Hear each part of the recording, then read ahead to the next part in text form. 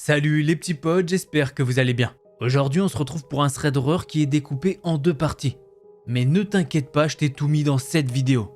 Et tu vas voir, on est sur une histoire bien flippante. Alors moi je te propose qu'on perde pas plus de temps. Si tu veux soutenir, tu connais le meilleur moyen, c'est un petit pouce bleu et un abonnement. Si jamais tu veux un petit peu plus d'actu, ça se passe sur Insta. Allez, prends ton meilleur chocolat chaud et installe-toi confortablement.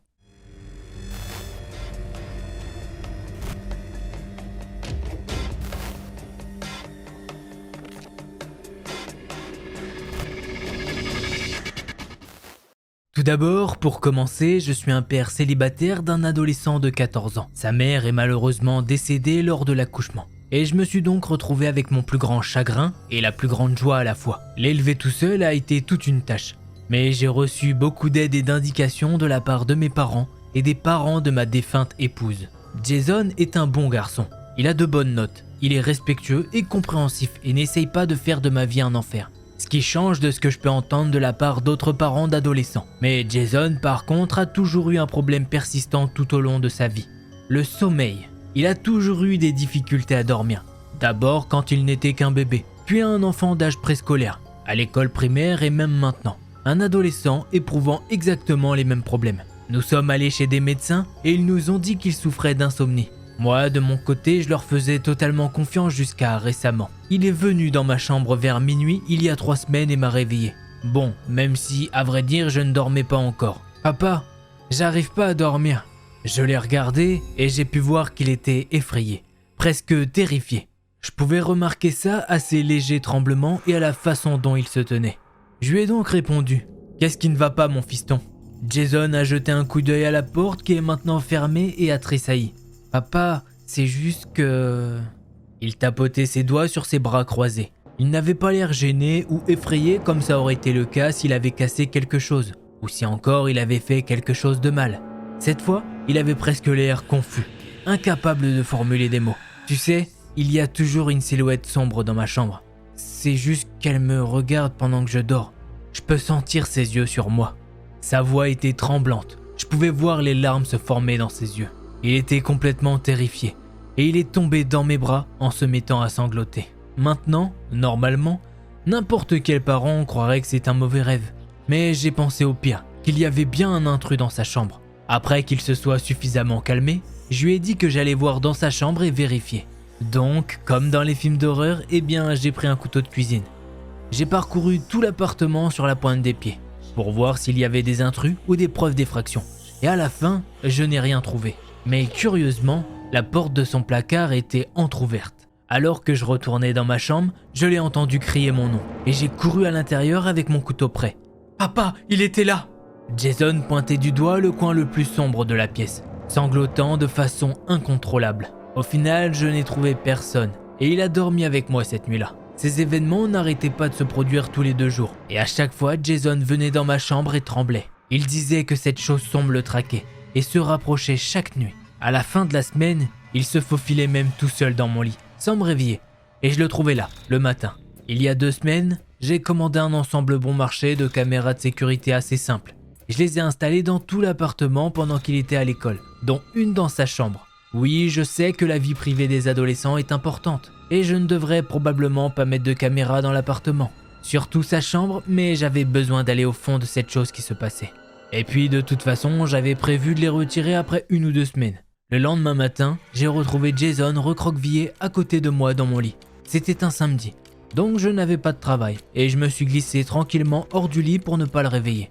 Je me suis fait un café tout en allumant l'ordinateur portable. J'ai parcouru les caméras et les images enregistrées et d'ailleurs la qualité n'était pas la plus folle. Mais les caméras étaient bon marché, alors à quoi je m'attendais? La chambre de Jason était plutôt calme toute la nuit. À partir du moment où il s'est mis au lit jusqu'au moment où il est sorti et qu'il est venu dans ma chambre, il n'a pas bougé une seule fois, pas un seul instant. J'ai essayé d'améliorer les images, de les rendre un petit peu plus lumineuses, de voir les coins les plus sombres de la pièce, mais il faisait encore trop sombre. Quand j'ai regardé les images accélérées pour la 3e fois, j'ai finalement remarqué quelque chose. Alors que Jason était au lit, son placard était fermé, et peu de temps après son départ, son placard s'est légèrement ouvert. J'ai trouvé le moment exact où c'est arrivé, environ 2 minutes après son départ. J'ai ralenti la séquence et le putain de placard s'est ouvert tout seul. Même moi, j'étais paniqué maintenant. Je suis tout de suite allé sur Amazon et j'ai commandé des caméras de vision nocturne. Et je vais pas vous le cacher, elles coûtent une petite fortune. Les 2 jours suivants,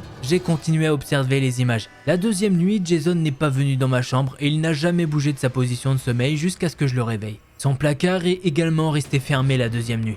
Mais la première nuit, après son départ, il s'est rouvert peu de temps après. Une fois les nouvelles caméras arrivées, je les ai installées dans sa chambre et j'ai revu les images le lendemain matin. Jason est resté éveillé très tard cette nuit-là, presque jusqu'à 2 heures du matin. Et il ne s'est pas couché dans sa chambre, il est venu directement dans la mienne. Cette fois, j'ai regardé le placard avec une telle intensité que j'ai pensé que moi-même je pourrais l'ouvrir rien qu'en y pensant. Et bien sûr, 2 ou 3 minutes plus tard, il s'est ouvert. J'ai zoomé autant que possible et j'ai ralenti le métrage. Et c'est là que je l'ai vu.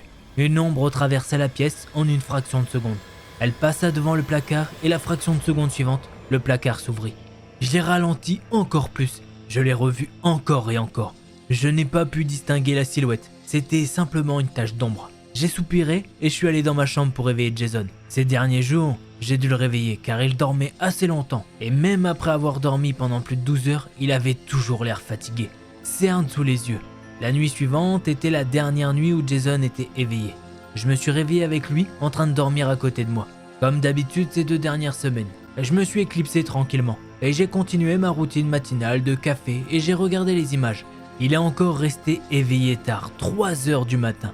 J'ai envisagé de le gronder pour être resté éveillé si tard un soir d'école.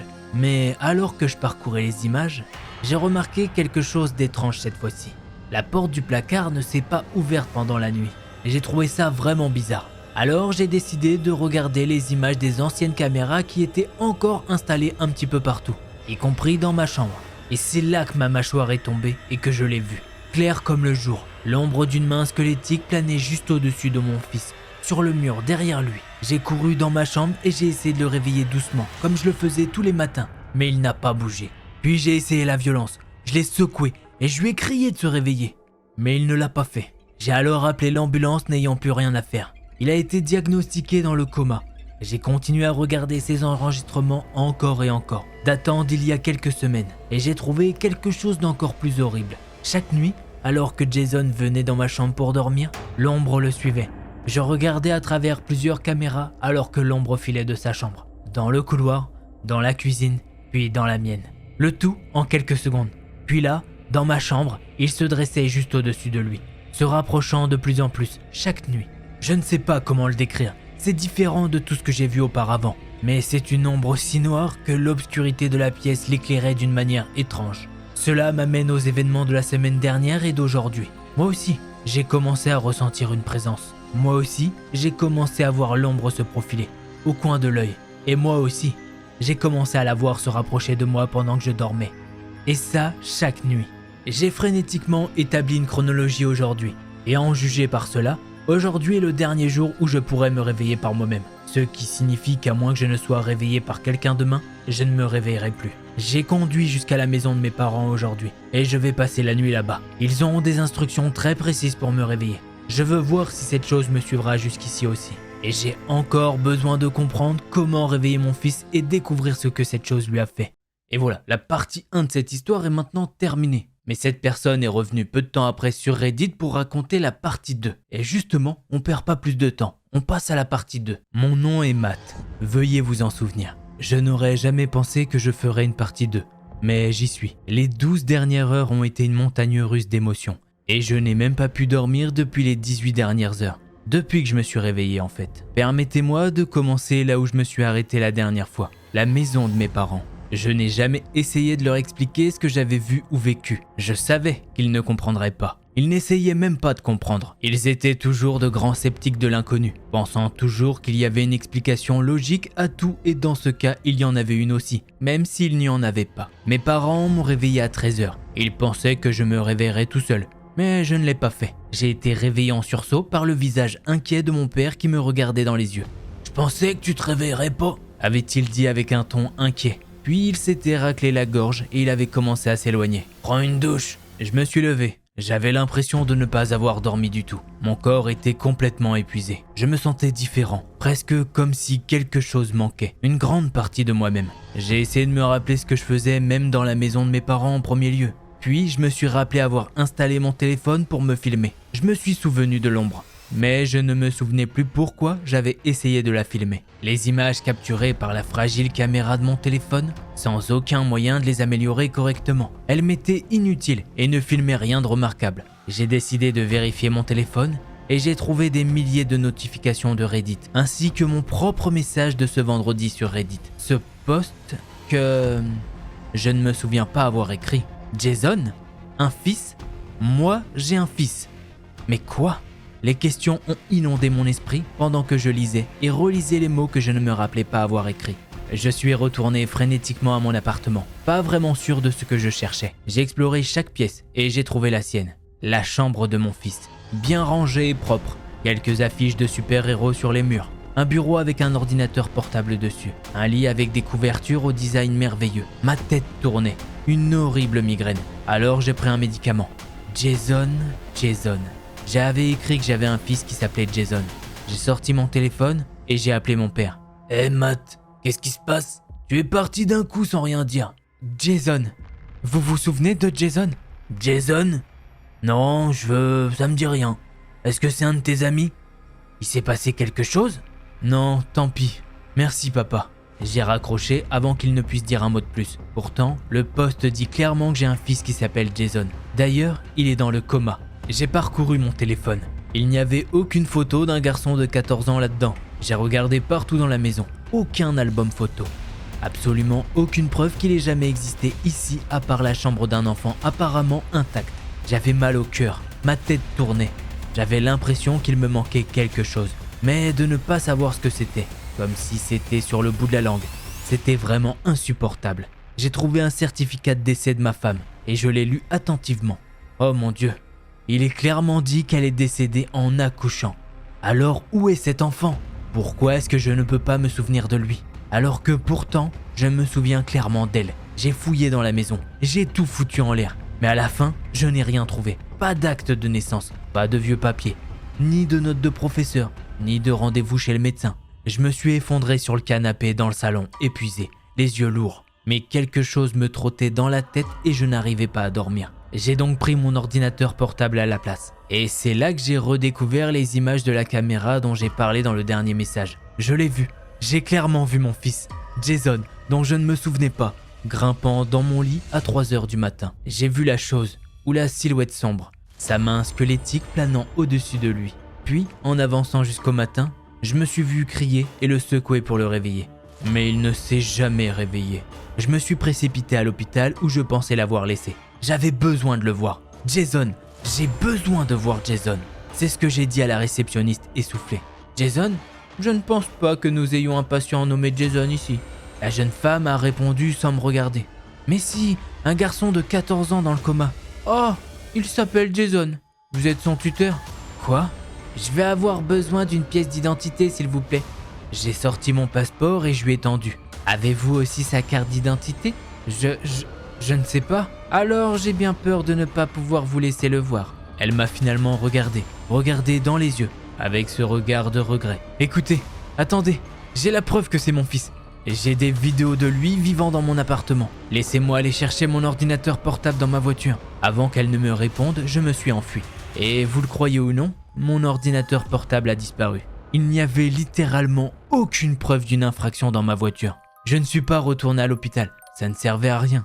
J'ai sorti mon téléphone et j'ai relu le post. J'avais besoin de m'assurer que je n'allais pas devenir fou. C'était sûr que j'avais l'impression de l'être. Comment est-il possible d'oublier qu'on a un enfant? Comment est-il possible que le reste du monde l'oublie aussi? J'ai vu quelques messages privés et l'un d'eux a attiré mon attention. Je sais à quoi tu as affaire.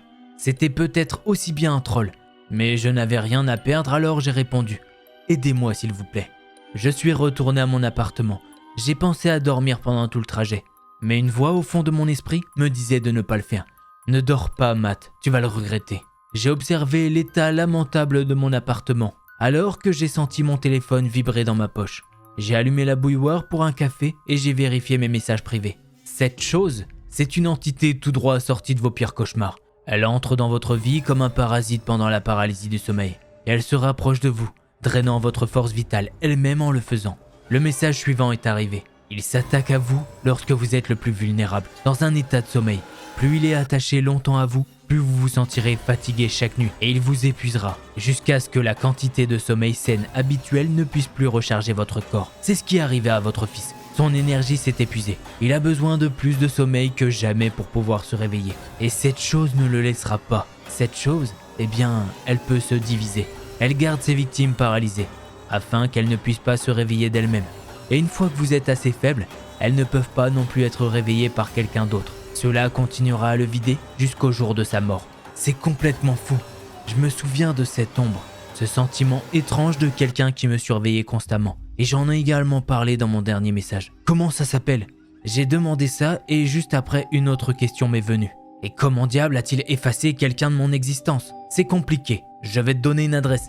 Viens là-bas et quoi qu'il arrive, ne dors pas. J'ai mis l'adresse dans le GPS et c'était à 1h30 de route. J'ai fait le plein de café et je suis tout de suite monté dans ma voiture. Pendant tout le trajet, j'ai senti la présence à l'arrière de mon cou et je pouvais voir de légères ombres bouger au coin de l'œil. Mais quand j'ai regardé vers elle, tout était aussi immobile que de la glace. Après la fin de l'atroce 1h30, j'ai envoyé un message à l'homme mystérieux. Je suis ici. L'adresse était celle d'une vieille maison presque abandonnée. Je suis sorti de ma voiture et je me suis dirigé vers la porte d'entrée. Elle s'est ouverte et un vieil homme à l'air de sans-abri avec une longue barbe sale et des cheveux grisonnants se tenait là, me regardant de haut en bas. « Monsieur ?» J'ai demandé et il m'a fait signe d'entrer. L'intérieur de la maison n'avait rien à voir avec l'extérieur. C'était propre et bien rangé, et chaque recoin et crevasse était éclairé d'une lumière aveuglante. Ils ne peuvent pas exister là où il n'y a pas d'ombre. Il a dit ça comme s'il s'attendait à ma question. Chaque morceau de meuble était fait de verre transparent. Il n'y avait pas un seul objet qui projetait une ombre, à part nous deux. Et même alors, les lumières éliminaient nos ombres. Il me fit signe de m'asseoir par terre. Essayez de vous redresser. Ne laissez aucune ombre projetée par votre corps. Je me suis assis avec mes jambes allongées et mes bras à côté de moi. Et il s'est assis en face de moi, reflétant ma position. Il m'a regardé un long moment, et j'avais du mal à me concentrer. Les lumières étaient insupportablement brillantes. Comme j'étais sur le point de parler, il l'a fait en premier. Cette chose n'a pas de nom. Il y en a beaucoup qui vous rendent visite pendant votre sommeil. Certaines bonnes, d'autres choses mauvaises. Votre esprit est entre éveillé et endormi. C'est entre ces deux endroits que ces démons vous attendent. Dans l'obscurité. La plupart ne peuvent que vous effrayer. Ils ne peuvent causer aucun mal. Mais il y en a peu, comme celui sur vos mains qui peuvent causer beaucoup de mal. Comment s'en débarrasser ? Il fit signe de la main. Il m'a fait un signe de la main pour que je regarde la maison. Une fois qu'il est rentré, seule la lumière peut l'éloigner de toi. Tu ne dors pas ? Toujours endolori par le long trajet jusqu'ici, je croise instinctivement les jambes. L'homme me regarde avec une telle intensité que seul mon père me donne quand je me comporte mal quand j'étais enfant. Ne fais pas d'ombre. En entendant ça, j'ai directement décroisé les jambes. Bien sûr que si, je dors. Mais je dors avec une lumière vive. Au fil du temps, sa connexion avec vous s'affaiblit. Elle finit par perdre tout intérêt pour vous. Comment cette chose a-t-elle effacé l'existence de mon fils ? Je ne me souviens pas du tout de lui. Jason, c'est ça ? Ça, je ne sais pas. Cette chose n'a pas ce genre de pouvoir. Ce qui signifie que vous pourriez avoir plus d'une de ces choses avec vous. Là, ses yeux s'écarquillèrent alors qu'il se levait. Je ne peux pas t'en dire plus. Tu dois partir maintenant. Mais pourquoi tu m'as invité ici alors ? Ça n'a plus d'importance. J'ai répondu à suffisamment de questions. Assure-toi qu'il n'y a pas une seule ombre dans ta maison si tu veux survivre. Et je suis désolé pour ton fils. Mais il semble qu'il soit trop loin. Après qu'il m'ait essentiellement jeté dehors, je me suis assis dans ma voiture pendant un long moment. J'ai décidé que je voulais voir mon fils. J'ai démarré la voiture et j'ai conduit jusqu'au parking de l'hôpital. Quand je suis revenu, il était 23h. Une nouvelle réceptionniste s'est assise à la réception et j'ai essayé d'expliquer ma situation de la manière la plus logique et la meilleure possible. « Allez, s'il vous plaît, laissez-moi juste le voir. Même à travers une fenêtre, ça va aller. » Elle m'a regardé avec une expression conflictuelle. « Très bien, allez, vous n'avez que 5 minutes. » Elle m'a conduit dans sa chambre et il était là, le garçon des vidéos, étendu là dans l'obscurité. Je l'ai observé à travers la fenêtre, souhaitant me souvenir de tout ce qu'il signifiait autrefois pour moi. Une ombre bougeait au coin de mon œil et je la suivais. Une silhouette sombre était dans la chambre avec mon fils, comme si elle se cachait dans le coin. « Hé !» J'ai crié et la réceptionniste est revenue en courant. « Il y a quelqu'un là-bas !» Elle s'est précipitée dans la pièce et a allumé la lumière. Et j'étais juste derrière elle. Il n'y avait rien là-bas. Elle poussait un soupir de soulagement. « Vous devez y aller, monsieur. » « Non, s'il vous plaît, vous devez me croire. Il y avait cette ombre. Je l'ai vue, je le jure. Calmez-vous, monsieur. Il n'y a rien dans la pièce. C'est là que mes émotions ont commencé à péter un câble et j'ai commencé à pleurer. La réceptionniste m'a ramené dans le hall et je me suis juste assis et j'ai sangloté. Après que toutes mes larmes se soient taries, je suis revenu sur mon téléphone et j'ai regardé à nouveau le post Reddit. Ensuite, j'ai décidé de demander l'aide pour une mise à jour. J'ai demandé si quelqu'un savait comment faire en sorte que le monde se souvienne. Comment me souvenir de son existence. S'il vous plaît, pour l'amour de Dieu, dites-le moi. Je peux voir les infirmières partager des chuchotements étouffés, alors que je suis assis ici dans le hall en train d'écrire ceci. Il y a des chances qu'elles me mettent à la porte, ou pire encore, qu'elles m'enferment. Mon nom est Matt. Si cette chose me prend, ne m'oubliez pas comme j'ai oublié mon pauvre fils. Je veux me souvenir. Alors, qu'est-ce que vous en avez pensé de cette histoire? En tout cas, moi je l'aime bien, c'était très intéressant à raconter. Ça change un petit peu d'habitude et ça c'est plutôt cool. Si tu veux m'en dire plus, tu sais où ça se passe, c'est en commentaire. Si jamais t'as kiffé, n'oublie pas un petit pouce bleu, ça aide énormément. Et si t'étais pas abonné, j'espère que cette vidéo t'a convaincu pour le faire. Allez, c'était Delcor, en attendant la prochaine vidéo, portez-vous bien, tchuss les petits potes.